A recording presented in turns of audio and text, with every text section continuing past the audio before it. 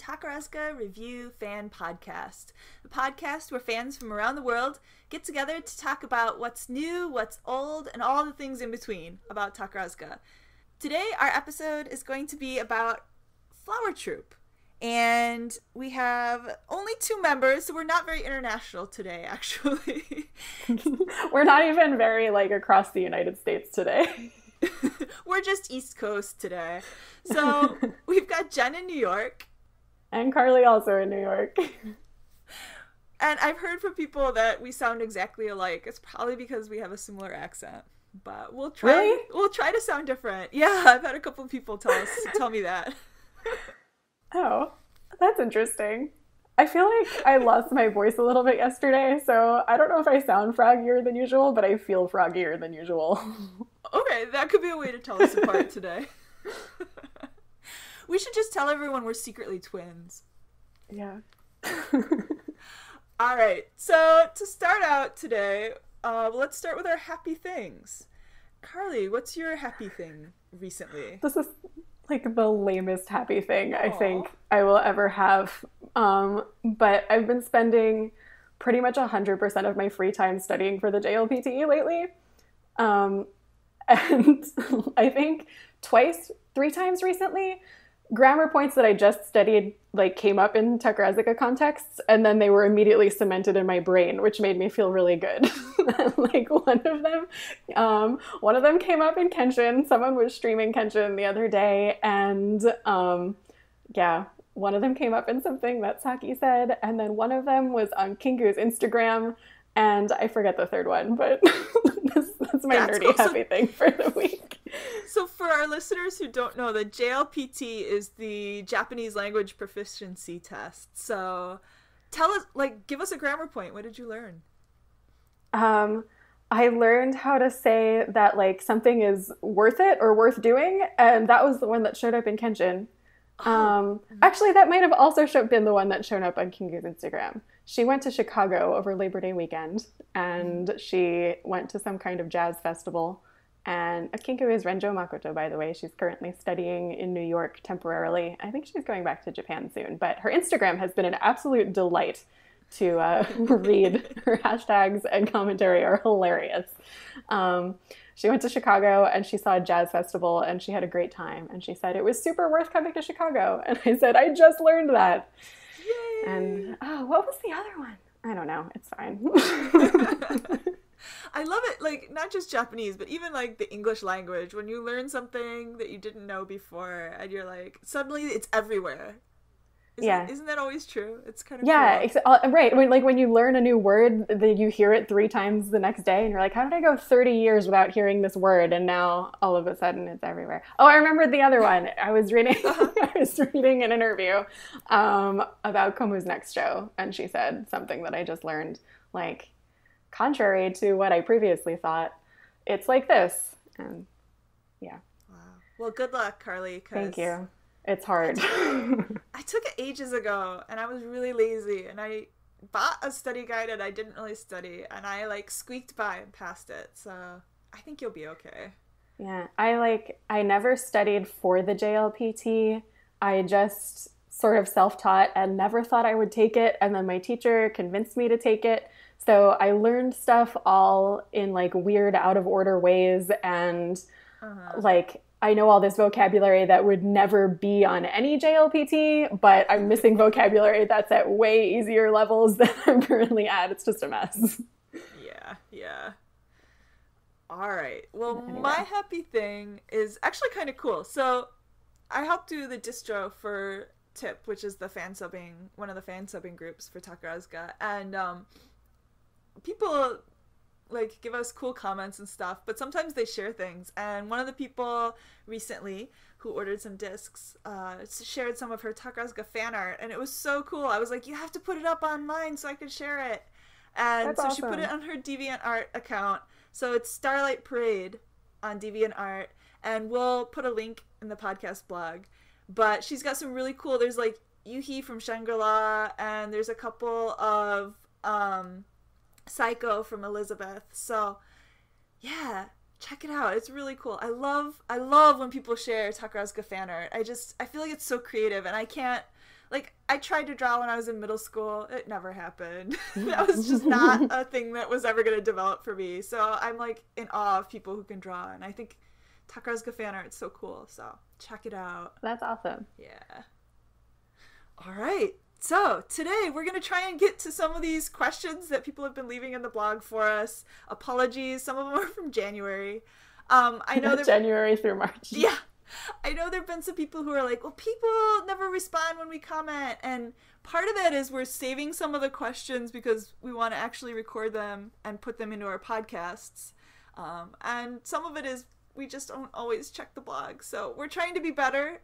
We love, love, love to have your comments, and we will eventually get around to them. So please don't be angry. Yeah. I've noticed that the email notifications, not just on our blog, but through WordPress in general, just from working through WordPress at work, are super spotty for some reason. But anyway, if you have something you really want to talk about and we didn't see it, there's a bunch of places you can leave comments other than the blog too. Or you can comment on the blog and then say on Tumblr or Twitter or Facebook, like, hey, I left a comment and it's been a couple days and nobody saw it. And we probably just didn't see it. We're not ignoring you. We promise we're not ignoring you. Just in case people aren't sure where to go and look, if you go to the blog, which is kathian.net/Takarazuka podcast, all one word. If you scroll down on the left side, we've got the links to our individual Tumblrs and blogs, but also to Zuka Podcast on Twitter and Zuka Fan Podcast on Facebook. So there's a bunch of different options. And we love to hear from you. We do. So we're going to finally tackle these questions from the winter. One of them was about Shinsenka, which is back in the year 2000. Senka wasn't really, I guess, what you think of it as now. Although recently, with the additions of Sao Kurama and Nagi Narumi and Seijo Kaito, there are some younger members of Senka, and Hanagata Hikaru. There are some younger members of Senka again, but it's typically the older actresses who are still around and travel through troupes for performances that need kind of a specialty role, or, you know, to give all of the actresses exposure to some of the older actresses with a lot of wisdom. But in the year 2000, they made this Shinsenka, which literally means new Senka, where they rounded up a bunch of star-tracked otokuyaku and put them in Senka and had them travel between troupes. So the rationale behind that, which we got from the Japanese Wikipedia page. So this is kind of, I don't want to say a rumor, but I don't know if this is 100% confirmed fact. But what Wikipedia says is that it was Ueda Shinji's idea when he was on the board of directors to get some of these tracked otokuyaku a broader experience before they went back to their troupes to become top star. Figuring that it would make them stronger and more well-rounded actresses, which, you know, doesn't sound crazy in theory, but everybody hated it, right? Yeah, it wasn't very popular with the fans. And actually, the term Shinsenka is not like an official term. It's just something that the fans came up with. Yeah, I feel like they pulled like the Nibante and Sanbante members, and some of them did go on to become top stars, but some of them did not. And I think a lot of fans were resentful of that, definitely. Yeah.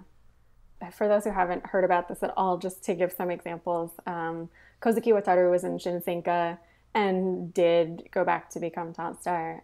Same with Ayaki Nao and MLU and Koji Tatsuki. And Takumi Hibiki. I didn't realize she was in Shinsenka. Yeah. And then there were a bunch of people who were, you know, visible otokuyaku at that time period, but never quite ended up making it. I've got to say, I kind of love it when they did that, because, like, that was sort of the era that I really got into Takarazuka. And so, like, Hatsukaze Midori, who's, like, a gorgeous singer, like, she's in all these shows in the early 2000s. And so I really enjoy that because we get to benefit from it. But I think, again, it's that the fan mentality is, if things change, sometimes it's not, I don't know, how do I want to put this? It's difficult to accept it because you've bought in so much to supporting this person, and if it seems like the overall company is against them in some way, it's hard to bear it. And just the fan rituals are so decided. I guess you get into such a routine with irimanchi and denmanchi and stuff like that, and certainly the focus is your star, but you get really entrenched in your troupe also. So changing troupes can be a huge shock as a fan participating in fan club activities. But then changing troupes like from show to show is just kind of frenetic, I think. Yeah, and I mean, when I was like really, really active member of Masaki's fan club for like 4 years, the 4 years that I was like living in Japan while she was Nibante, you're urged to do so much, and it's so expensive, and it'd be like I'd finally recover from like one run in Tokyo and suddenly my tickets are due for like Mura show, and it's just like I can't imagine if you didn't have those couple months in between to like recover financially. The fan club members must have been going crazy with things like maybe like a 6 months break without any shows and then like 2 or 3 shows in a row. It must have been really tough for fans as well as for the actresses. Like so it didn't really last. They didn't add like a second wave of actresses to New Senka. They just sort of let this wave run its course, and some made top star, and then that was kind of it. They just retired as they retired, and there haven't really been many younger Senka members until recently, I don't think. Yeah, and I think part of that is they had a lot of older members who retired recently, so it was just kind of building it back up. I know when I joined, there were like 25 members in Senka, and then suddenly there were like, oh wow, there were like 13, and I was like, where did everybody go? They all aged out and retired. So I think that was part of the reason behind why so many younger members have been joining recently. But they haven't been using Senka as much either. If you look at the shows, like even the older roles are going to younger members of the troops, so I don't know. I hope they don't get rid of it. I hope they don't get rid of it. I always like it when people like Hachi show up in shows that I'm going to go see anyway. There's just so many great Senka members. Yeah.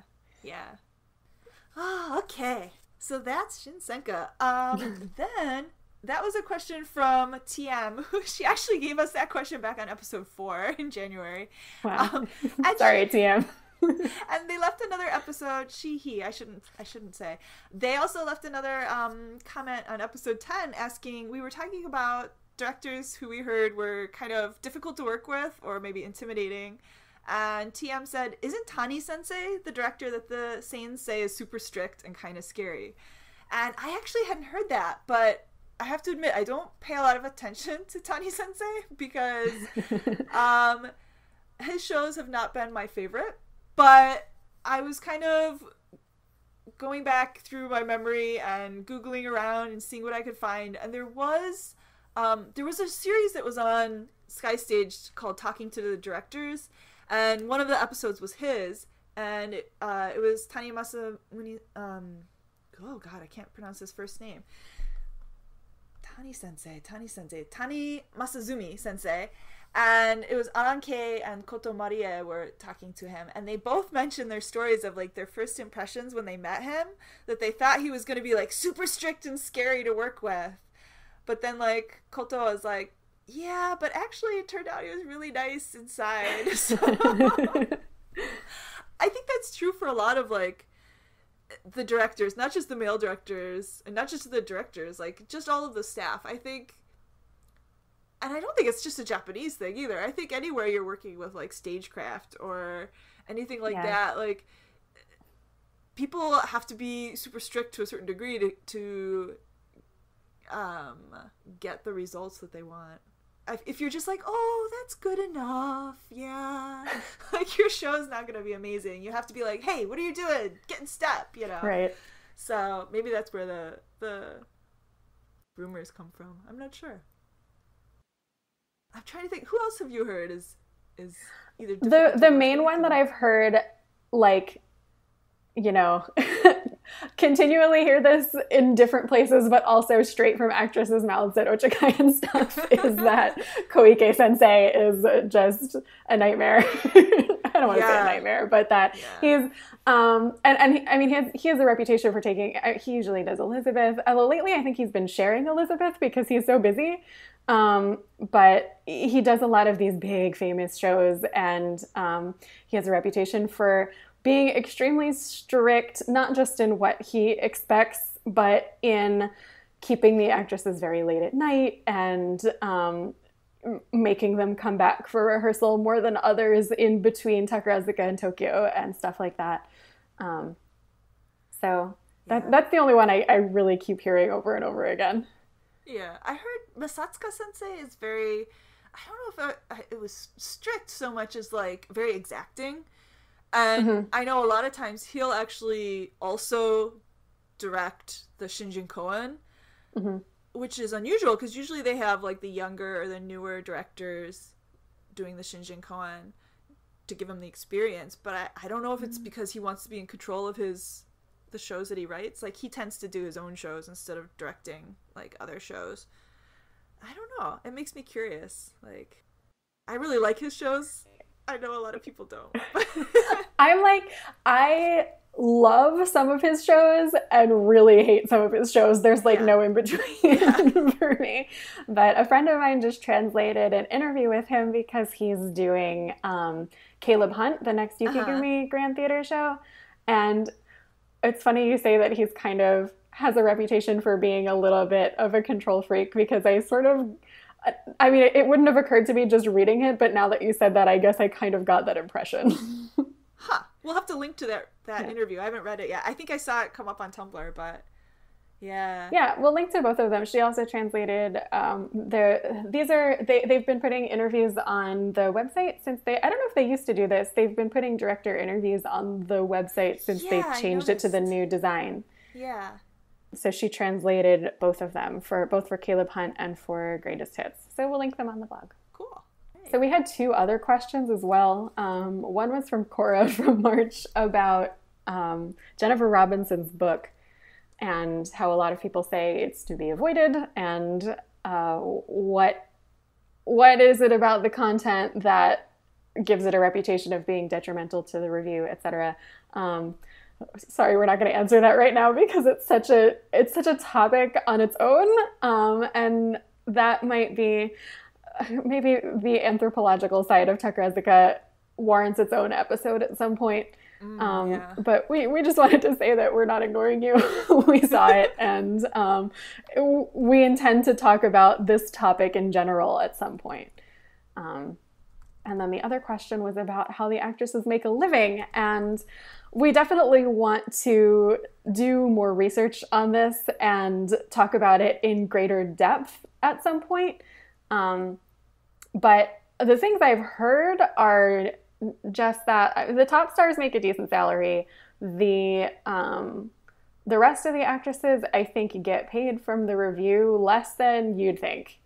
And they depend a lot on their sponsors, on their fans, on their contracts with outside companies. For example, Mirio is the Visa image girl, and I'm sure she gets a hefty paycheck from being that, etc. So there are corporate sponsors. A lot of the actresses will have deals like that. And then there are also private patrons where wealthy fans of Takarazuka just sort of give a lot of money to actresses who they really like. And that has a lot of influence and also goes a long way in how much money the actresses are actually making. But we don't have super specifics right now, so maybe we'll go into some more detail about that in the future. Yeah, one thing, the lower rank actresses, like their contracts, I know some of them live in the dorms, like company provided dormitories, and I'm sure part of that is just the salary doesn't cover enough to live independently is part of it. Part of it is like they can do they can take classes and stuff in the dorms, like different dance classes. So it's probably convenience as well as monetary, but. Yeah, I've heard a lot of the underclassmen who don't live in the dorms as well live just in apartments in town with each other. Like they have roommates. Probably also for financial reasons or for, you know, like waking each other up in the morning reasons. But yeah, there's a lot of behind the scenes financial stuff that goes on in Takarazuka. Yeah. For sure. And I think a lot of it they don't really provide. Yeah, a lot of that is not going to be readily available by like confirmed sources. So, but we'll try and do some research on it. We'll do our best. All right. And then I guess our main topic for today's episode is going to be the episode on Flower Troupe or Hanagumi. And we're hoping to go through each troupe and kind of give a little bit about fan perspective on the troupe, a little bit of history on the troupe, a little bit about the different actresses who have been and are in the troupes. And hopefully, I mean, we're only going to skim the top, but I hope that this will bring out some really cool stories from you, the listeners, that you have with Hanagumi. And yeah, sure. Definitely. Yeah. Especially because the podcast crew, just nobody's like a huge diehard Hanagumi fan. So this is, I mean, we know a little about Hanagumi, but this is not necessarily our area of expertise. So we definitely want to invite comments and corrections and love stories and anything you may have related to Hanagumi. It's so funny because it used to be one of my top troupes, but like, yeah, that is not true anymore. So, all right. So traditionally, if you watch any reviews or specials and the troupes are lining up in order, Hanagumi is always first. And the reason for that is in 1921, when they finally had enough actresses that they decided to split it into groups for just organizational purposes. They split it into Hanagumi or Flower Troupe and Tsukigumi, Moon Troupe. And so traditionally, Hanagumi is the first troupe and Tsukigumi is the second troupe. And that happened in September of 1921, and then Hanagumi's first Hanagumi show was in like October 15th, I think they had their opening night in 21. And then Hanagumi, Carly and I were trying to look into like when the colors started being associated with the troupes, and we couldn't really find a direct like sourced answer, but it seems like Hanagumi has been associated with pink for a long time, and I think that makes sense because in Japan, if you think flowers, you think cherry blossoms, and cherry blossoms are pink. But now that's the official color, probably since like the 70s or 80s. Mm-hmm. And over time, if you look at where the top stars have come from in the different troupes, Hanagumi is a troupe that's actually, people say like grown, produced the most like top stars, either otokoyaku and musumeyaku, either for their own troupe or that transferred into other troupes as top stars. So the Japanese fans sometimes call it the top star factory.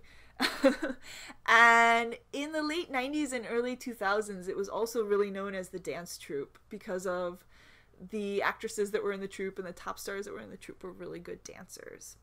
Mm-hmm. So early 90s also. Early 90s also, yeah, definitely. So that's just in general. Like, I know Hanagumi was also the first troupe to put on, like, Monperi, which is that really, really famous Western-style review show, which sort of started the whole review, which is kind of cool. Yeah. It was the first one, right? Like, the first time they did what we think of as, like, a Takarazuka-style review now. Yes. And, I mean, it was put on by two different troupes that year, but Hanagumi was the first one to do it. So, kind of cool. Yeah, anything else history-wise that you wanted to add, Carly? I was looking up, I have these 100th anniversary books, and I was looking up who the stars of Hanagumi were, like some of the big stars throughout history before the top star system, which kind of, like, started in the mid-70s, but didn't seem to become super, super official until the late 70s. So there's a lot of history, like 60 years of history of Takarazuka where the top star system just wasn't a thing.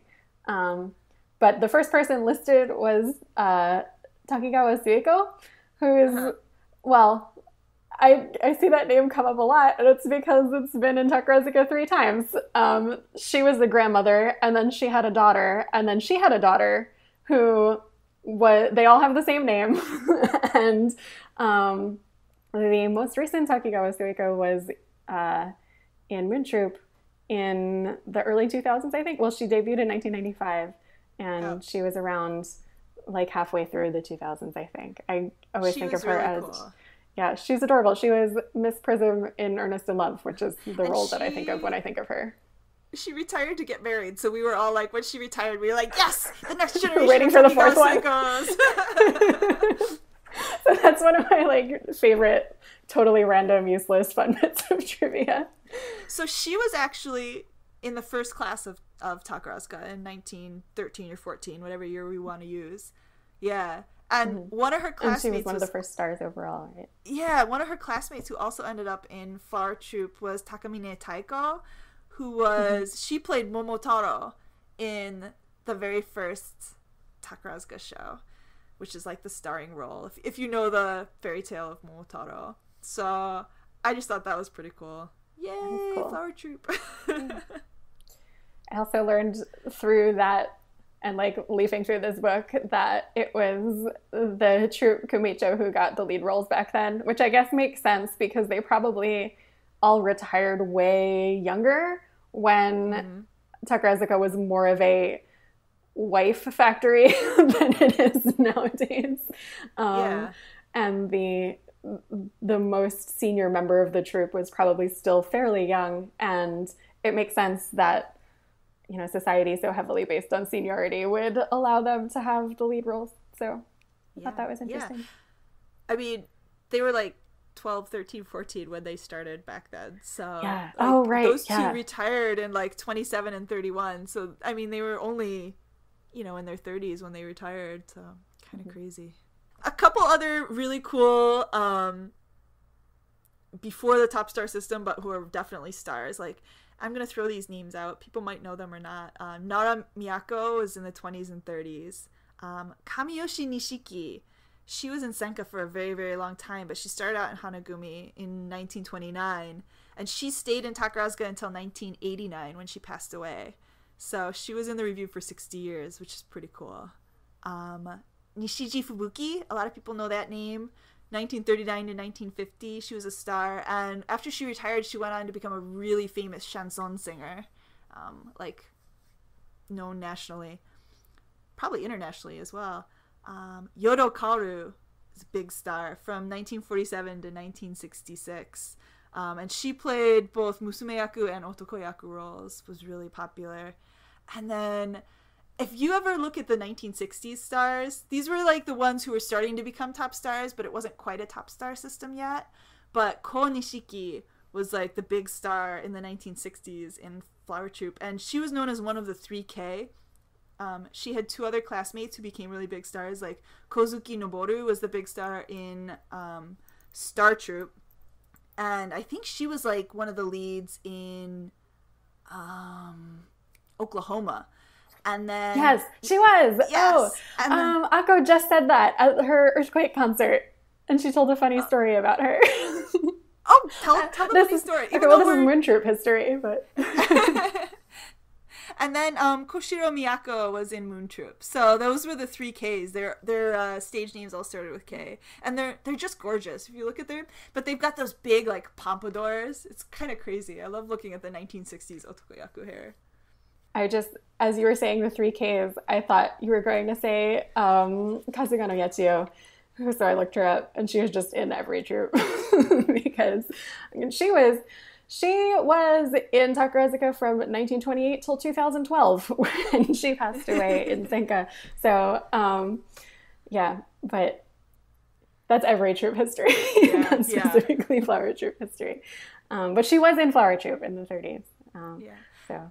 And I think that's part of why they weren't really calling it the top star system back then, because those stars kind of they were in all of the different troupes at one point or another. Kind of cool. Yeah. Kind of like Shinsenka, which is probably why Ueda Sensei was like, "Hey, let's do this thing." Yeah. Makes sense in theory. Okay, so how about the top stars as we know them? Okay, so the top star system in Hanagumi started with Anna June unofficially in 1974, and she was top star from basically the mid-70s until 1978. And I mean, she was a huge star. I guess she's probably the most famous for playing Oscar. She was not the first Oscar, but she was one of the first Oscars, right at the beginning of Berubara coming to Takarazuka. So I feel like that contributed a lot to like the whole idea of the top star system too. Like it kind of came concurrently with Berubara, and oh, definitely, these big stars were Oscar, and it was a whole thing. I've seen that's a long time ago. I don't really know how to like get my hands on shows from the 70s. I've seen YouTube clips of interviews and stuff with her that look like somebody ripped a VHS that they recorded from TV and got super static in the corners and stuff. But she's like, I think the first historical example that I can think of when people describe what a fairy type otokoyaku is. I keep going back to her. She just had, I mean, she was a big star otokoyaku, but she just had a very pretty little round face and was kind of feminine, even though she was an otokoyaku. And then the next two top stars were Matsuo Akira and Jun Mitsuki. I don't know anything about them at all. They're interesting. Like, I've only seen a couple shows with them, and like for a couple years, they actually overlapped and were kind of double top stars together. So, but if anybody has any good stories about them, love to hear it. Yeah, I just like the older the show, the more I want to see it. Like I will, I'll watch anyone and anything if it's from the 70s and 80s if I could possibly get my hands on it. But yeah, unfortunately, I have had the pleasure of seeing some of the other troupes' older top stars. Either just I found a video somehow, or I saw them in OG productions, but no one from early Hanagumi, unfortunately. And then next is Takashio Tomoe, who was top star from 83 to 87. So more videos pop up or start popping up in that era.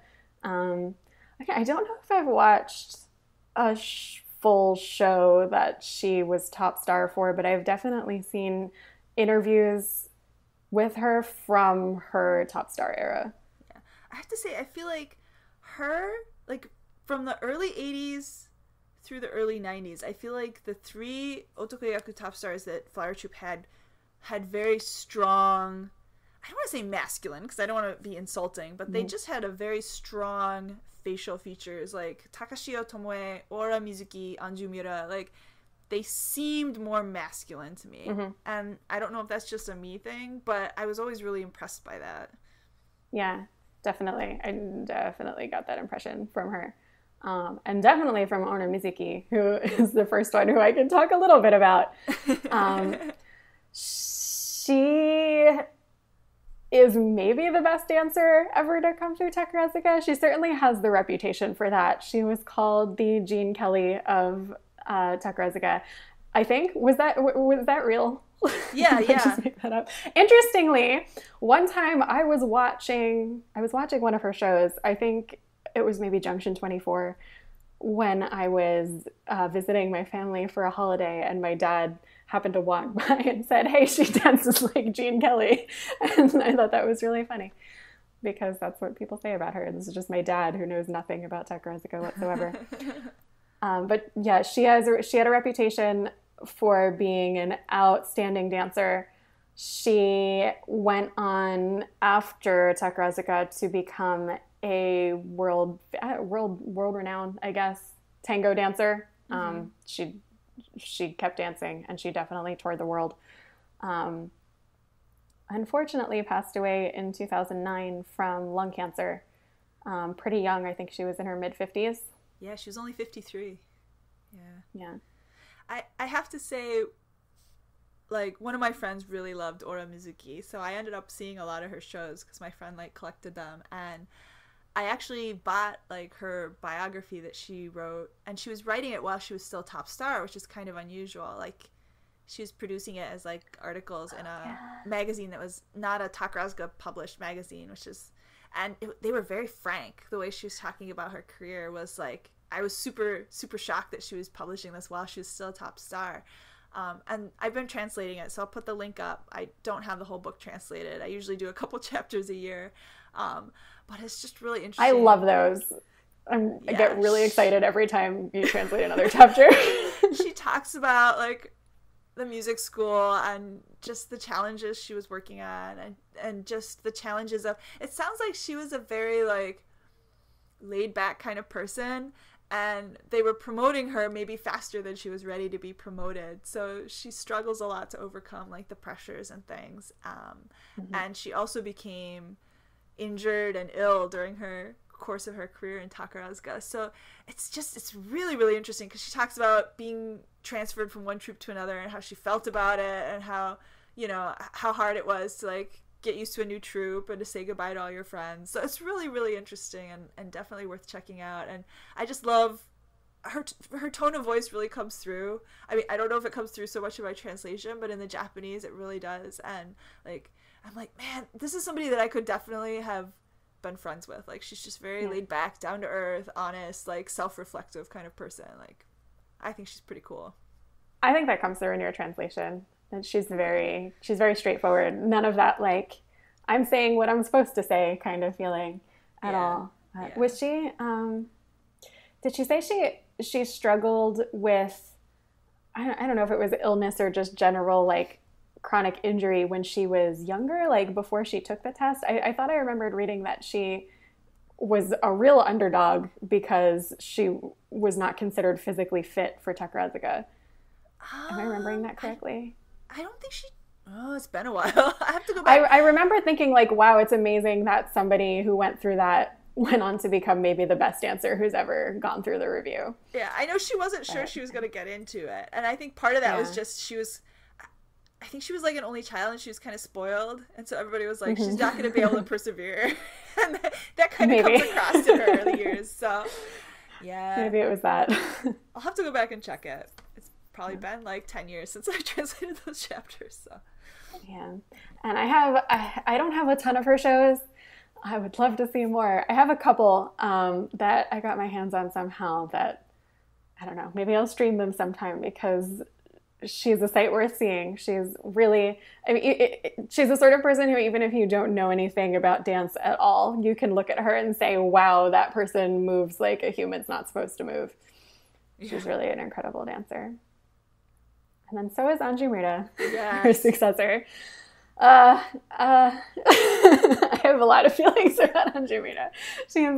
She's probably one of my favorite top stars of all time. She's so interesting. She just, Jen, like you said, she has that like really sharp face and that really masculine aura, but at the same time is maybe the tiniest top star ever. She's so small. Really? I guess her personality always made I don't her know. I mean, I don't know big. if she's the tiniest ever, but she's really, really tiny. Although, like, the style back then, they all wore those oversized suits with the huge shoulder pads, and I guess it's really hard to watch one of her shows and tell where the suit ends and where Anjumura begins. Yeah. But so I saw her live. The first time I saw her live was in Dream a Dream in 2013, which was one of the on the way to the 100th anniversary like OG medley shows. And she was, I mean, not playing in Otokoyaku, so she was wearing all kinds of tiny dresses and stuff. And Komu has a reputation for being really tiny, and Anjumura makes Komu look big. So I just remember thinking, wow, like, how are you in Otokoyaku? But I mean, if you watch her top era shows, you would never think, wow, how are you in Otokoyaku? She's an incredible dancer. She is still a choreographer with Takarazuka, and she's done, I think I may have said this last episode, it sounds familiar, she's done some of my favorite, like, one scene dances in a variety of reviews, like, just my favorite scenes of all time. Yeah, I always know it's going to be a good review show if you see Anju listed. I just watched the NHK digest of the London tour from 1994, which she yeah. led. And she just, the top stars of the early 90s just had this like gravitas. It's just a completely different vibe than anything that happens now. And I don't know, she has such poise, and I don't know, she's like all aura. I just really like her. I don't know any like fun trivia though. We did our documentary episode, and she was the top star who was interviewed a lot in Dreamgirls, which has the English translation to it. So if you want to hear what a top star was willing to say on camera in 1993, yeah, it would have been yeah, go check that out, because it's kind of interesting. Yeah, it is really interesting. If only because it's one of the only things like that is subtitled available. So if you don't know any Japanese, it's really cool insight to the review in general, but especially the review back then. Mm-hmm. All right, I know you want to talk about Maya Miki. You're welcome to talk about her also. But yeah, she is... okay, did she... I have all this trivia in my head that I don't know where it came from. So anybody, like, please correct me if I say something that's totally off base. But I feel like I read that she was the first one. She like pioneered the disheveled suit look. I don't know. Like before her, it was mostly. I don't know what the exact difference is, but something about the distinction of the word suits in Japanese, like suits written in katakana means something different from like other types of what we think of as suits. And I think Maya Miki was very much like, I'm going to invent a new type of otokuyaku. Yeah. I think her wiki page is my favorite wiki page because her special talent is listed as radiating a palpable aura of naughtiness. Did she really say that in like an otome or something? It must have been, unless somebody was crazy. I don't know. That's my favorite thing. I mean, I bet she would have said that in otome. Yeah, it probably sounds like it. But that's the type of person that she is. She's I don't even know what to say. She grew her hair out while she was top star. Oh, that's true. She had a ponytail. Yeah, and so she grew it out until it was like a ponytail, which is just like, what other otokoyaku could do that and still seem like an otokoyaku instead of like a woman dressed in drag? I don't know. It's just kind of crazy. It's true. It's true. And not only, now that I think about it, is that like, was that such a, not a new thing, because at first they weren't even allowed to cut their hair, right? Like there was a certain point where the first otokuyaku who actually cut her hair short, like that was a big deal.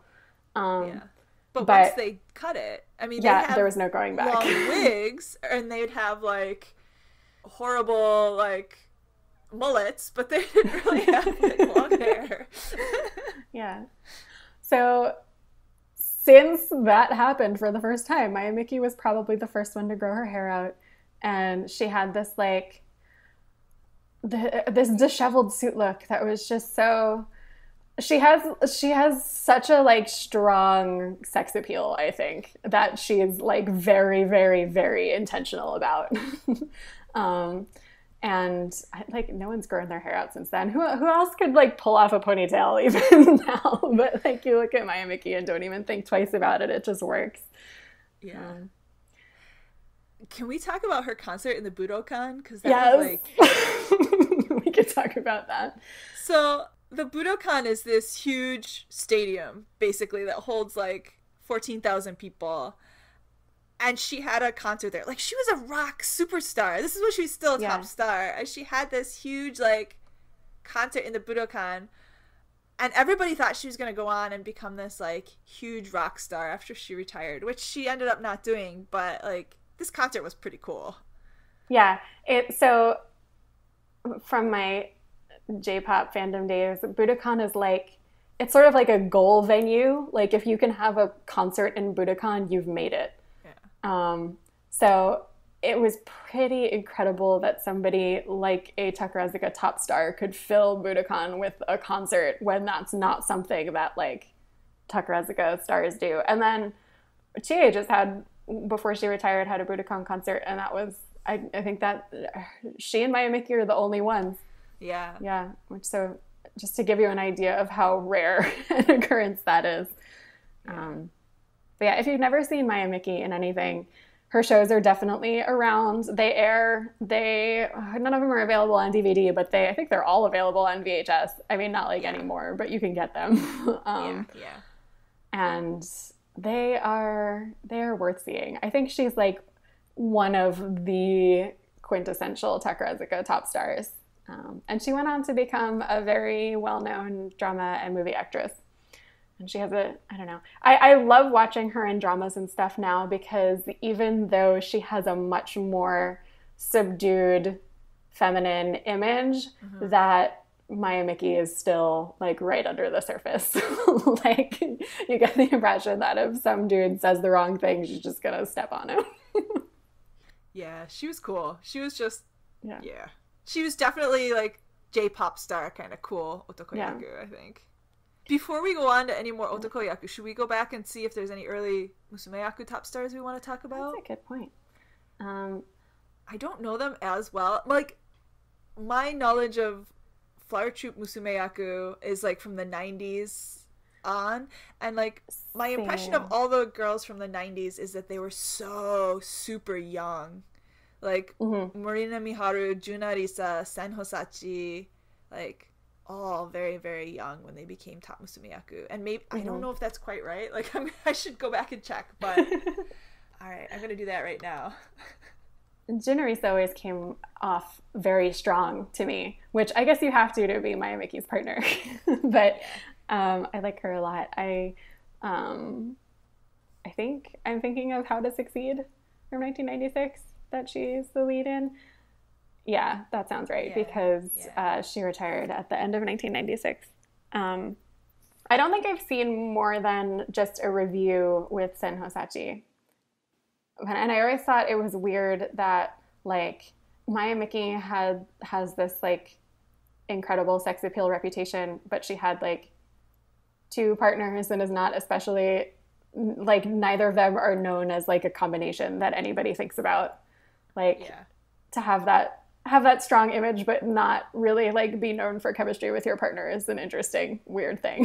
Yeah, and I think part of that was that they were so young. Yeah, I'm looking at it now. So Sen Hosachi became top musumeyaku when she was Ken 3. Junarisa would have been Ken, so she was older. She was Ken 6, but Marina Miharu was like Ken 3 as well. So they were pretty young. Yeah.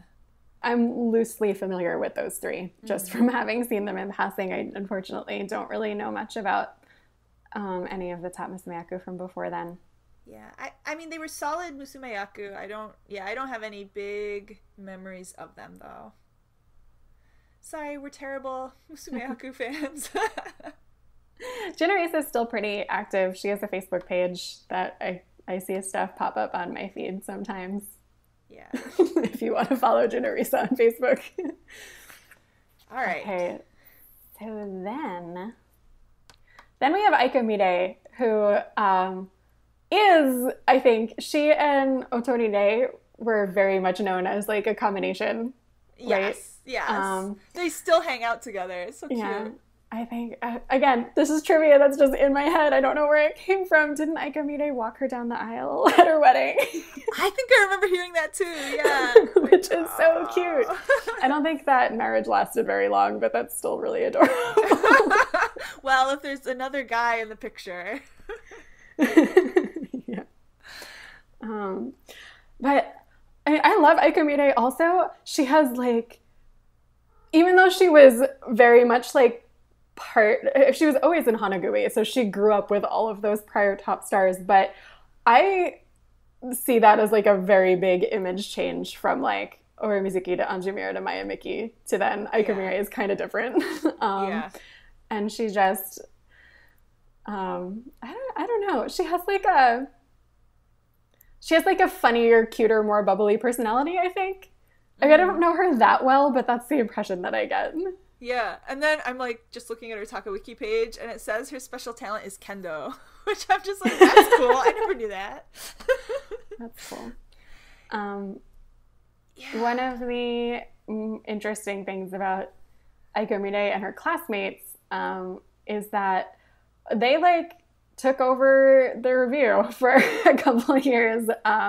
She debuted in 1985 and not only had a lot of top star classmates, but she and Minoruko and Todoroki Yu were classmates at the same time. And Makoto Tsubasa. And Makoto Tsubasa, yeah. All four of them were classmates at the same time. And top stars, so, yeah. Like, yeah, top stars. Sorry, brain. And Soragumi was like a baby new troupe at the time. So I don't think they were ever like there together before Soragumi was around. But Soragumi basically had no history at the time. And so like these four classmates were the top stars of like the other four troupes, which is like, that's never, I don't know if that's ever, I don't want to say that's never happened. I'm sure there were all kinds of things like that going on in the days before the top star system, but that's such a rare thing. Like, I don't know if that's ever going to happen again. You see the interviews where it's like all the top stars together, and poor Zunko is like odd woman out because you've got these four like real close-knit classmate friends who were top stars, and they'd be like sharing in jokes and picking on each other, and then you got like super shy, super like sad Zunko like sitting off to the side. And and Zunko would have also been the youngest of the five of them also. Yeah. So, yeah. I have I'll also link this in the blog. I translated an interview with Aikomine and Makoto Tsubasa from, there was this book of interviews and stuff that came out for the 100th anniversary. I forget what the title of the book is. It's something long, like The Splendid 100 Years of Takarazuka or something like that. It has a lot of rainbow confetti on the cover. They talk about what it was like to be four classmate top stars a lot, so that's I'll put that in there. Yeah. I remember my first impression of Aikomine, actually I think like one of the first shows that I saw with her where I recognized who she was like I saw Michelangelo in Viva, which was her farewell show. And Viva is an amazing review. We're going to talk a little bit about Charlie next, but like Aikomine, like she's surrounded by all these amazing dancers, and Flower Troop was like the dance troupe, and I was watching Viva and I was like, why is this top star not dancing? She's never dancing. And then like Charlie gets this amazing like solo dance number, and I'm like, oh, that one can dance. Why can't this top star dance? And I don't know, like I'm not a dance person, so it might have just been the choreography they chose for that one. Like I have to go back and watch now. Like she's not a dancer. Actually, now that you mention it, like I think that was one of the things she talked about in that interview was that her first, I don't know if it was her first Shinjin Koen role, it may have been her first, was for one of Oda Mizuki's shows, and she was like, I'm gonna die. This is not gonna work. And it must have been a lot of pressure for her to be coming up tracked under Oda Mizuki and Anjumida and like not quite have the dance skills, but she's a great actress. She's a really good comedic actress. What is the role? Bud. I love her as Bud in How to Succeed. She's ridiculous. She's so ridiculous. And she's a pretty good singing voice too. Yeah. Her partner Otoni Day hung on for 3 top stars, but I think I don't really know what her plan was, but they were known, like I said, as like a really tight-knit combination. I'm guessing that she knew that she was going to get Elizabeth, and that's why she hung on, because she was also Takumi Hibiki, Charlie's partner. Charlie has a sad, tragic story. She was only a top star for 8 months, and she was an incredible dancer who later in her Takarazuka career was diagnosed with myelitis, which is an inflammation of the spinal cord, which sounds terrible. It sounds painful and horrible. So she had I think her small theater debut was Canary, which is an adorable, fun show that Hanagumi did again later, starring So Kazuho. I have not seen that version, but I'd like to because Canary is really adorable. And then I only ever remember Cocktail. What was the show In the Amber Hued Rain, which is like been done a bazillion times. Yeah. But yeah. She didn't make it. So they started the show, and I think they expected her to have a short run, but she was not able to get through the show. And Osa took over, but Charlie came back for the last show to kind of like stand there as best she could on stage for her retirement. And it's one of the sadder things I've seen. She can like barely move. They're helping her down the stairs. Yeah, it's painful to watch, but I'm glad she could do that much at least for her final show. That's sad. So then, ooh, can we talk about how Charlie got her nickname? Because it's funny. That's really cute. Yeah, it is cute. So she always rode a bike to the music school, and I guess like the type of bike was like the Charlie, something like that. I don't remember the exact details. You'll have to correct me if I'm wrong. Okay, so I kind of know from like a Japanese language perspective more than an actual Takarazuka trivia perspective. But I don't know if it's a type of bicycle, but like they call the sort of, you know, big, comfortable, basket-laden bikes that moms use, like a mamachari. So I wonder if it was that kind of bike. Yeah, probably. So she like really didn't care for this nickname, but everybody gave it to her anyway, and it stuck. Didn't know that. Yeah. And you can hear fans in the audience like screaming Charlie for her. Yeah, she probably like eventually she's like, okay, fine, and like took it. But I'm sure when she was like still a teenager, she was like, knock it off. Yeah. There's definitely like the impression that there's like cool bikes and then there's not cool bikes, and this is definitely a not cool bike. Yeah. It's functional. Yeah, I just had to share that because I thought that was so cute. That's a good story. So then, probably earlier than expected, Haru no Sumire, Osa took over, and she is the longest running official top star in Hanagumi history, and I think most fans now have a pretty good idea of who Osa is. She's just like from that like late 2000s era of like super well-known top stars. She was a staple. So she took over when Charlie got injured, and then Otori Rei is still hanging on. She was Osa's first partner for, I guess, I don't remember what their like actual debut was, but then, or did they? It was in the Amber Hued Rain and Cocktail again. But then their official like Grand Theater one was Elizabeth, which is a show that Otori Rei retired on, and that's a thing. Ranohana did the same thing. She hung on to play Elizabeth and then retired. I think, especially if you're a top musumeyaku versus a top otokuyaku, playing a role like Elizabeth does a lot for your post-Takarazuka career. Yeah. So she was Osa's first partner. They only had the one show together. I liked her Elizabeth. I don't think they had like that much chemistry to speak of, but that's kind of normal, I guess, for a one-off partner. I've seen a bunch of shows from Osa's early career, not so much her later career. She's known for her beautiful angel singing voice, which, again, random fact that's in my head for some reason. I think she said once that she specifically tries to get it to sound like a clarinet. Really? That's interesting. Yeah. I've never heard that. Or like she like, I don't know. I don't know anything about singing. I can't sing to save my life, and I don't know anything about singing technique, but I think some people love her voice and some people hate her voice. I don't think there's that many people in the middle. She has it has a very distinctive sound, but like in terms of technical singing ability, she's pretty strong. Mm-hmm. I think for somebody who's not in Yukigumi, who's not in Snow Troop, she's also one of the top stars who's had the most like Japanese style musicals and review shows. Like she did a lot in Japanese costume, which is interesting because that's not, when you think of Osa, you don't think of like Japanese costume, but she did a lot like that. Yeah, she kind of pulls off that look though. Yeah. Like she manages to look like more imposing in the Japanese costume. Yeah. It's a tricky thing to do. My favorite Osa show was The Black Lizard. That was on my must-watch list for the longest time, and I never got around to it. Oh my gosh, you haven't seen it yet? No, I haven't seen it. Okay, next time we hang out, you're gonna have to see it. Okay, so good. I I'm excited. was like really lucky enough to see this one live.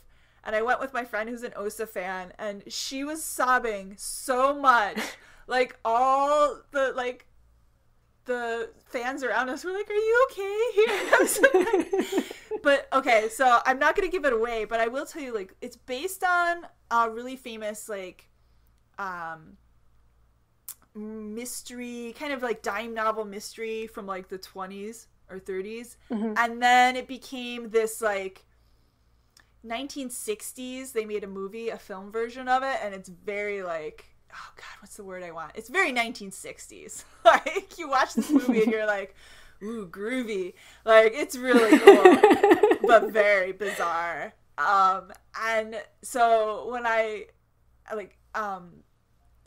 the short story that it's based on is like one of my favorite Japanese stories, but it's very trippy. And so then I was like, what is this going to look like in Takarazuka? There's a lot of stuff they're going to have to change, or it's just not going to be Takarazuka. And they do not change that much.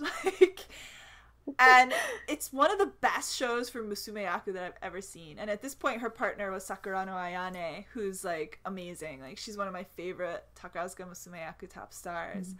And together, and so Kazuho had just moved back into Hanagumi, and so she's like in this as well. And it's like, the cast is amazing. The music like haunts me to this day. Like, the story is amazing. Like, everybody go out and watch The Black Lizard. It's so good. Yeah. I've been wanting to watch that for so long, and I never did. I don't know if I even still have. I remember converting it and putting it on my iPad to like watch on an airplane, and I think I just had like a really bad flight and could not concentrate on anything. Aww. And then I just never watched it or something like that.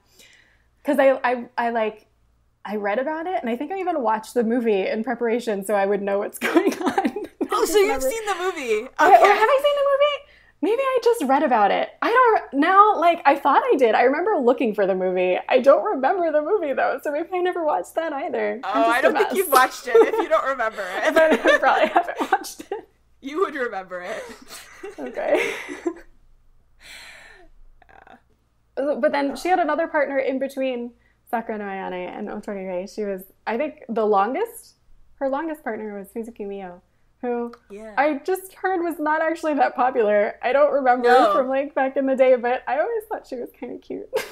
I think people were like really bitter that she came in. I don't know. Like, did not care for her. Yeah. I was having dinner with my Japanese friend who is currently living in New York, and her mom came to visit from Japan, and her mom is in Osa's fan club. She's a huge Osa fan. And this came up in conversation somehow, and she was so bitter at Mizuki Mio. And it was the first time I heard this, and I was like, really? Is this a thing? Yeah, it was like a little bit before my time. Yeah. It's too bad, because I thought she was fine, but like, yeah, apparently Osa's fans really disliked her. Yeah. I don't know the background behind that, but yeah, she was her top star like partner for like 3 years, and the fans are like, when's she gonna retire? That's so mean. Oh. And so I'm realizing now that we're talking about this, and I probably knew and just never really thought about it, that there were a lot of like crossover musumeyaku top stars in Hanagumi. Like, yeah. Otorire had 3 partners, and Sakura no Ayane had 3 partners. 3? 2? 2. Okay, 2 partners. Rano Hana had 3 partners. One of my friends just posted this recently on LiveJournal. She was like, you know what? I just realized there haven't been that many like top stars who've retired together as much as we think they have, and it's true. Yeah. I mean, people have this image of like the golden combis retiring together, but it doesn't really happen all that often. Yeah, especially like, I don't even think it's happened in Hanagumi since Anjumita. Like, Sen Hosachi retired with Maya Miki, but like, she was Mayumiki's second partner. They weren't really considered like a golden combi or anything. And then after that, nobody retired with their partner at all. Yeah. Which is really strange. I mean, I guess it's not that strange, but it's interesting. I guess it's like a Hanagumi thing. So, Jen, you're going to have to talk about Matobusei a little bit because I just saw my first Matobusei show literally yesterday morning and I loved it. I really like her a lot. This is the first time in a while that I've watched something that I was like, wow, I need to see all of your shows immediately.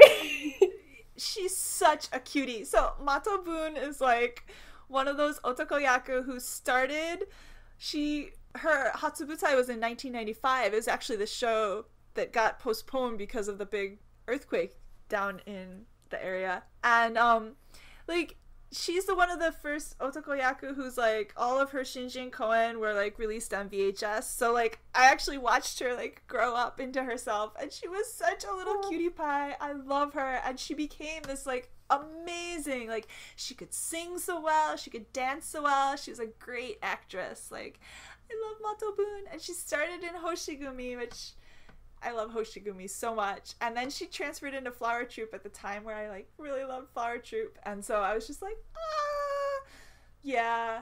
So, she was also in Black Lizard. She was amazing in Black Lizard. So like, yeah. If I had to list like my favorite Matobun shows, I don't even know. I don't know what I would do.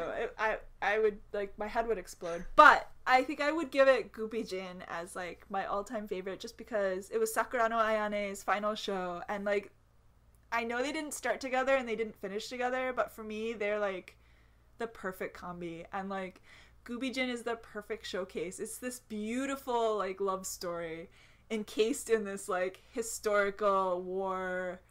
Like, I don't even know how to explain it. Gubijin's amazing. But they also did like all these other cool shows together. Like they did Partners, which was based on this really famous Japanese TV show about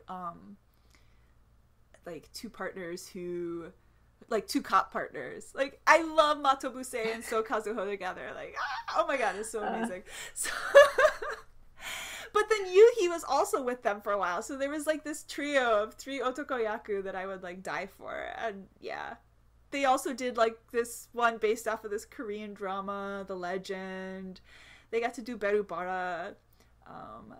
I loved Love and Death in Arabia. I know I'm the only one who's gonna say that, but I thought it was really fun. The costumes were gorgeous. I really like the songs. Like, yeah. Oh my gosh. She has a lot. I noticed on my like totally raw first impression that she has, I guess, a lot of depth. Like, I don't know. This is gonna sound weird, but like watching her, I watched her Taidan review yesterday morning, so it's not. I feel like I didn't even really get a good idea because it was just a review. But even just from that, like I could picture her like in fuzzy VHS quality with the like weird 80s graphics coming in and out because she just had some like this like depth about her that I feel like was around a lot more back in the day. And that struck a chord with me. The other thing that I always think of when I think of her is there's these fun little videos that you can watch. I'll put this link on the blog too, called Nestle Star Talk. They're Nestle, the I guess chocolate and coffee company, sponsors Takarazuka, and they have this website where what is her name? Nakai Miho, the woman who hosts Cafe Break, does little 3-minute episodes of interviews with former top stars, and I think there's 20 episodes per top star, and you can just watch these little 3-minute interviews, and they're really nice. Okay. And they're 3 minutes except for Matobusei's, who are like 11 minutes because the crew cannot stop laughing. She's just cracking everybody up. She was also one of the earlier ones, so maybe they didn't quite have the format nailed down yet, but I always remembered that. Like, they're just, you can hear them in the background laughing. That's so funny. Yeah, she, like, I can't remember whose wife it was. It might have been Ueda Shinji Sensei's wife. One of the directors or like one of the Kobayashi, somebody's wife, like loved Matobuse, which is why she got like all these great roles I've heard.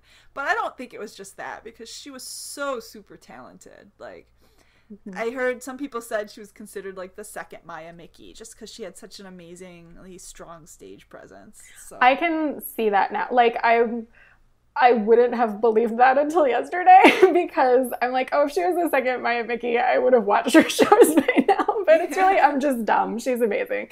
And that, and like, she was in Hoshigumi for so long, and I can't think of, I've seen her in Hoshigumi shows, but I can't think of a role where she really stood out in a Hoshigumi show. So I feel like I wasn't like following her up the track. I feel like she got a lot more pushed once she moved to Hanagumi. Like, it was kind of a big jump. Definitely. Yeah, like, she did a couple Bauhaus shows in Hoshigumi that I really liked. Like, Winter Garden is really, really good. But a lot of people wouldn't watch it because it's, you know, it's got Nazi themes and things like that in it. So I feel like I had a thought and it's disappeared. Oh, like, a lot of people were really thinking that because she was following Osa, they were like, oh, she's just like a filler. She's not going to do very well. Because, like, when she was doing the Shinjin Koen leads and stuff, like, she had 4 Shinko leads, which is pretty cool.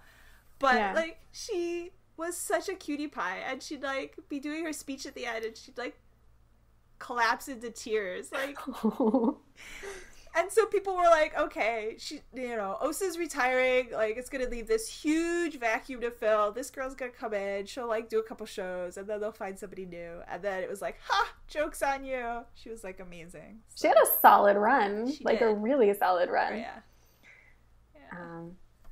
She and Kurian have done My Fair Lady twice now, and I've never seen it, but I would love to see both of them do that so much. Yeah. It was playing when I was there this summer, and I really wanted to go, and I just couldn't scrape together the money. So sometime, someday, maybe we'll do it again. So she was with Sakura no Ayane for, was it all but her last show? No, there were a couple more. Yeah. And Ranohana came in at the very, very end. Super young, super nervous, super adorable. And then Ranohana stayed on for Ranju Tomu, who was forever also. And this is when I finally got to see Hanagumi live a little bit. So Ranju Tomu grew up in Hanagumi. She debuted in 1996 and spent a long time, most of her visible, like really visible years in Soragumi, and then was airlifted back in to be top star of Hanagumi. She didn't even have a Nibante show with Matobuse. But it wasn't till towards the end of her top career, but I saw the Poem of Love and Revolution and Mr. Swing live in Tokyo in 2013.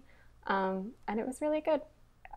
My Japanese comprehension was not good enough for the Poem of Love and Revolution, especially seeing it once at that time. So a lot of it was over my head, but it was a really, really high budget, gorgeous production. It left a really big impression on me visually, and Mr. Swing was really fun. Cool. Tomu is great. I like Tomu.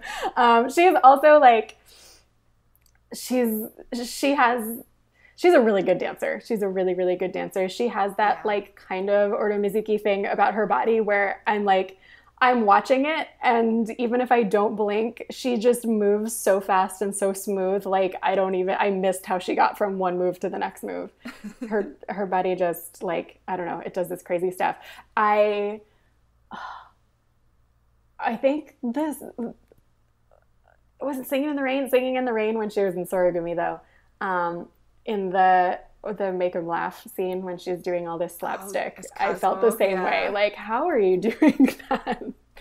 But she's an incredible dancer. I think she's not like known for her singing voice, but I think she has a good singing voice too. I remember the first time I heard her live that it just like, more so than I think it comes across on video, it hits this like resonance in the theater that just kind of like you know, you can feel the voice inside your body kind of thing.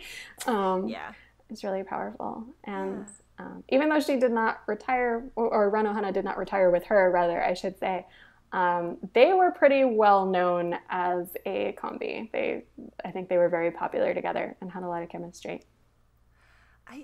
Most of my memories from her are like before she went to Sorogumi. Like I saw a lot of stuff with her, again because my friend was an Osa fan, but like she did a Bauhaus lead Scout, and like I loved Scout.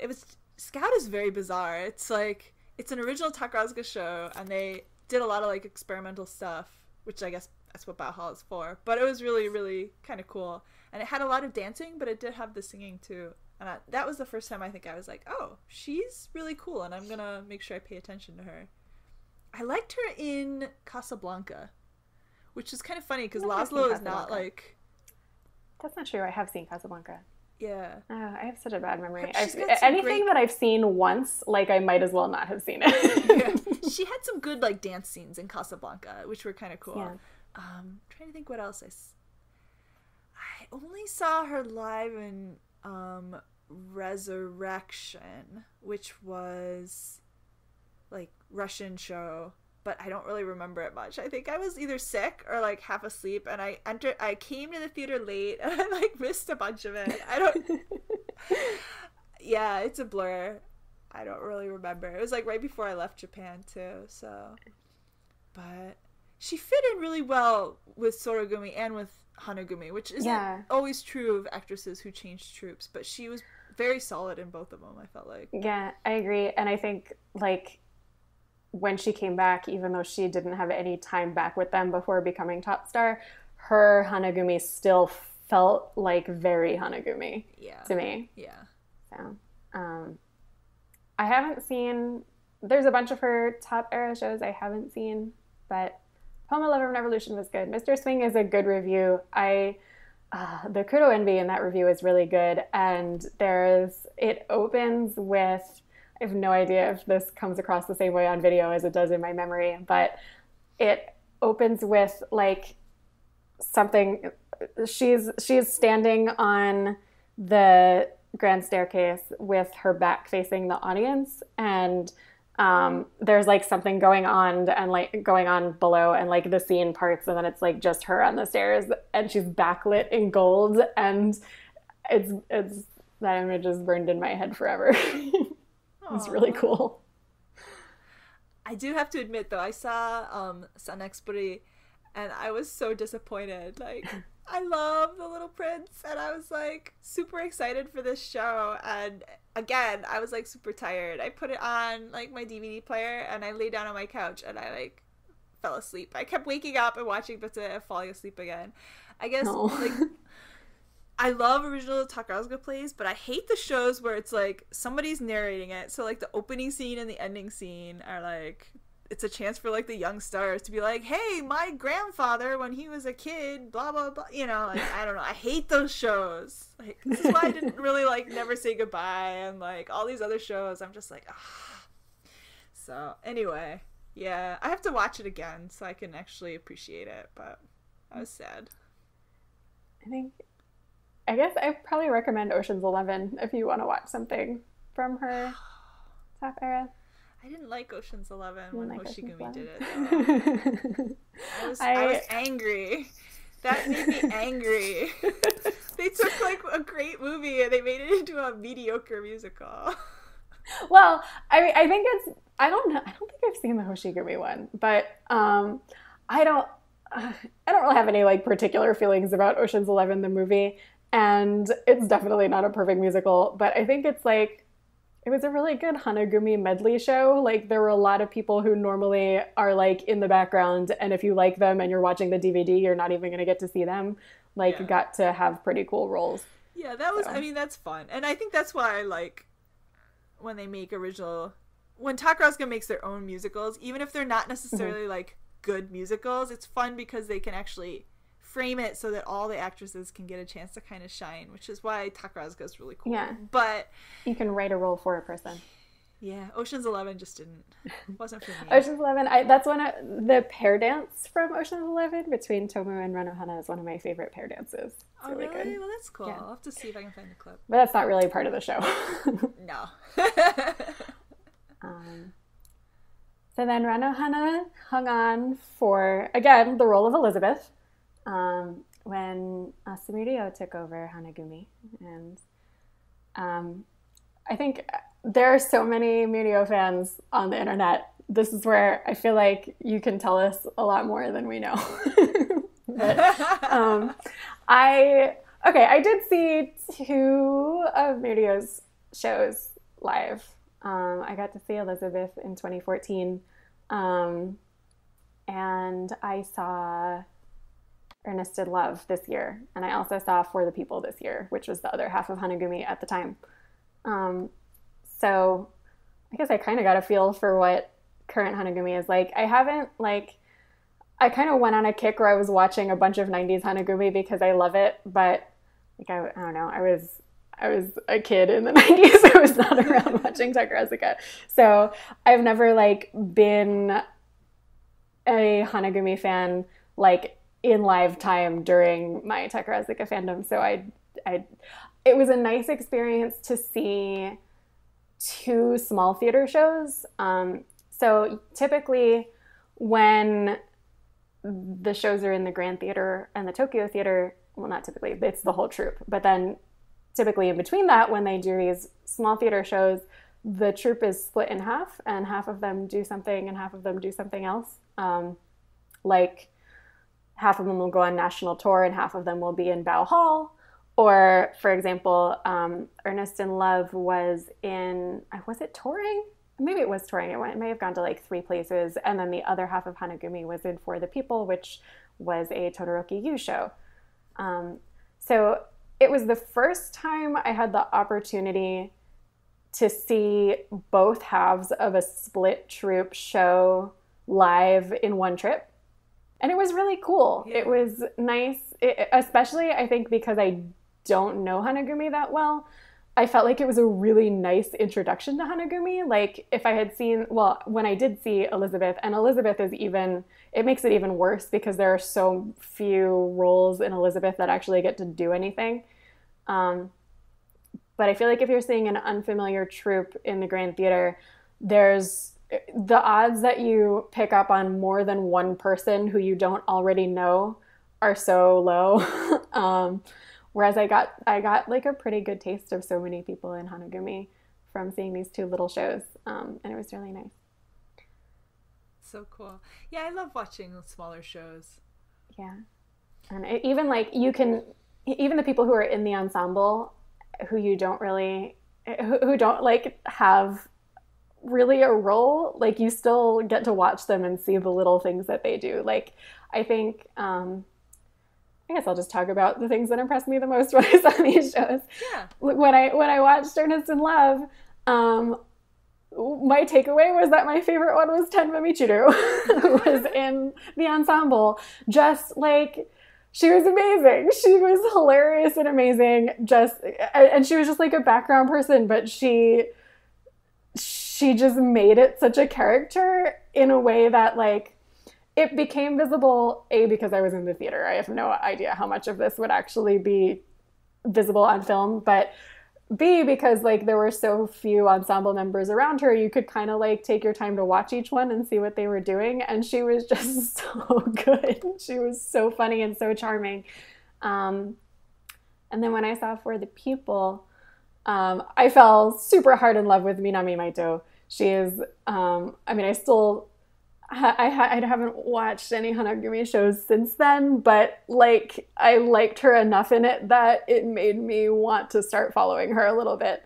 And I also thought Arin Toma, who is pretty young, she had a solid role also, but she got to sort of showcase her stuff in a bigger role than she normally would have, and she was really good. She was really, really good. It was nice to see them. Yeah, I don't really know the current Hanagumi, but I used to be a huge fan, and I just want to throw out a couple names if people are interested in looking into some actresses from the last 10, 15 years. Like, yeah, there's a lot of great non-top stars too. We kind of like ran through the top stars, but go for it. Actresses who are still in the troupe, Hanano Julia is amazing musumeyaku. I think she's Fuku Kumicho right now, but she has a really good acting career, and she's a really good singer as well. So she doesn't always get a chance to shine, but when she does get like the older onoyaku roles, she's amazing. She was really good in Gubijin. She played So Kazuho's bitter wife, and she was really good. Who else? Natsumi Yo, who's in Senka now, was in Flower Troupe as the Kumicho for a long time, and she was amazing. Who else? Who's still in the troupe? Well, actresses who've retired, Miwachi Aine Hare was really good, and I don't think I appreciated her enough. She was like she was there as like a sanbante, yonbante for a long time because they had so many stars in Hanagumi for a while, and I was kind of like, she's okay. And then again, Gubijin, like I saw her in Gubijin, and I was like, oh, I take it all back. She's amazing. Like, she was so good in Gubijin. And so now I'm like kind of going back and rewatching things, and I'm like, oh yeah, she was so good. Like, she was underappreciated, I think. Like, she was one of those actresses who could have been top star, but like it just took too long because there were too many people ahead of her. And then there's two of Masaki's classmates who are really, really cool, who were in the troupe at the time. Hinata-san, who was so funny. Oh my god, she had the good comedic talent. She would be in the background kind of doing funny like bits and pieces in different shows, and she's retired now, and if you are in Tokyo, she runs a melon pond ice cream shop, and oh man, she's always there. And she's got like, how many kids did she tell me she has? She's got like 3 kids now. She like, and sometimes she has the baby with her at the shop, and her husband's like an actor / singer too, and sometimes he's at the shop too. So like if you go on her like Twitter feed, she's always like people are always posting pictures with her and her husband. And link that. I want to go there next time I'm in Tokyo. I went to see her when I was there just a couple weeks ago, and she was like, "Oh my god, Jennifer!" I was like, "Oh my god, she remembers me." That's amazing. Like she had. I mean, even without that, like melon pan ice cream sounds amazing. It was really good. Like after she retired, she was still acting for a while before she got married, and so like I went and like kind of supported her in her like, she didn't have an official fan club, but she had like fans who supported her before, so like it was really cool because I got to go and like hang out with those fans, and she's super sweet to her fans, and like she looks like an awesome mama now with all her kids, and she's so nice. Like one of my Japanese friends went and was like, "Hey, do you know Jennifer?" And she's like, "Oh yeah, I know Jennifer." Like she makes a point to remember people. Like she's so cool. So go and check her out and buy her ice cream and support her. Yes, I will definitely link to it.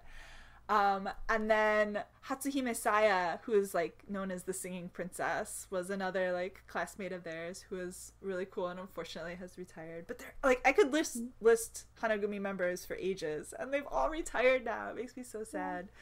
But for like the 2000s, like Hanagumi was like one of my favorite troupes. So yeah, check them out. Oh boy, like probably more than half of top stars, Otakeyaku and Musumeyaku, I think went through Hanagumi in the early 90s. And not only that, but so some people who are newly getting into Takarazuka, you might find a lot of familiar faces in like the last few years of Hanagumi, like maybe back, I don't know, 5 to 7 years or so. I think like half of the ensemble cast of Chicago was in Hanagumi. I saw Yuzumi Shun in Le Paradis yesterday morning, and I'm gonna blank on names, but a lot of the ensemble cast of Chicago was in Hanagumi. Fujioka Sayaka, who plays Sailor Neptune in the Sailor Moon musicals now, was in Hanagumi. And Tsukio Kazusa, right? Yeah, Tsukio Kazusa was another one of the ensemble members.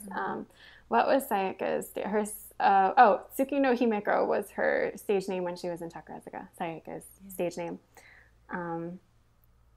Yeah. And just like so many of like the mid 2000s like really visible stars, top stars, and like slightly lower just went through Hanagumi at one point somehow. So then the current top musumeyaku, Kano Maria of Hanagumi, is going to be retiring in February. So I guess the big mystery right now is who's going to be replacing her. Yeah. I think Kano Maria is like one of the, and we can talk more about this when we do the Soragumi episode, but like it's a very sore point with Soragumi fans that like they've never really had top musumeyaku. Like anytime they've had like a musumeyaku who's really talented, she's been like transferred to another troupe to become top star.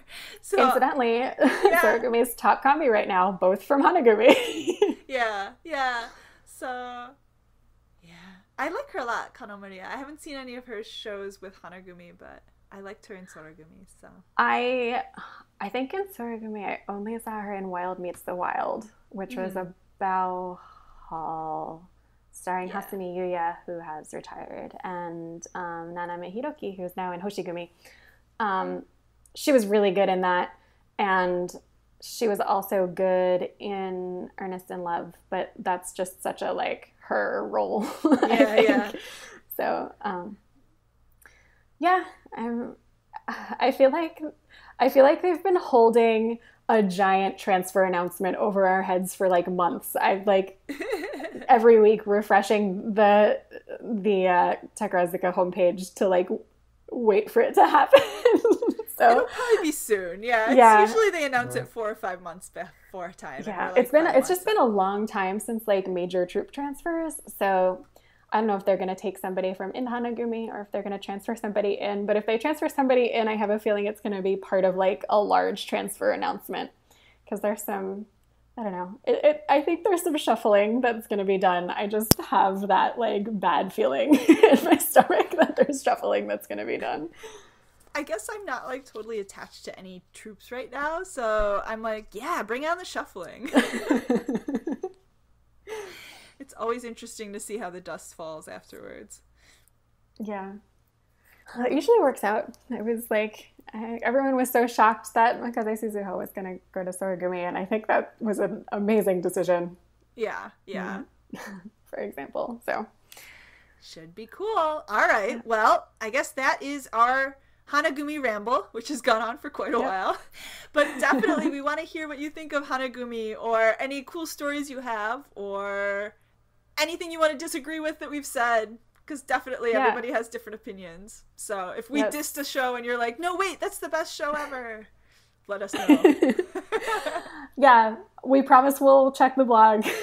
So leave us your Hanagumi stories and correct anything we said wrong, etc. And questions too. We will get to them eventually. We promise. So thank you, and we'll see you soon. Goodbye. Many thanks to Michael B. and the Arcanum String Quartet for their wonderful arrangement of Sumire no Hana Sakugoro. And thank you, listeners, for enjoying our podcast.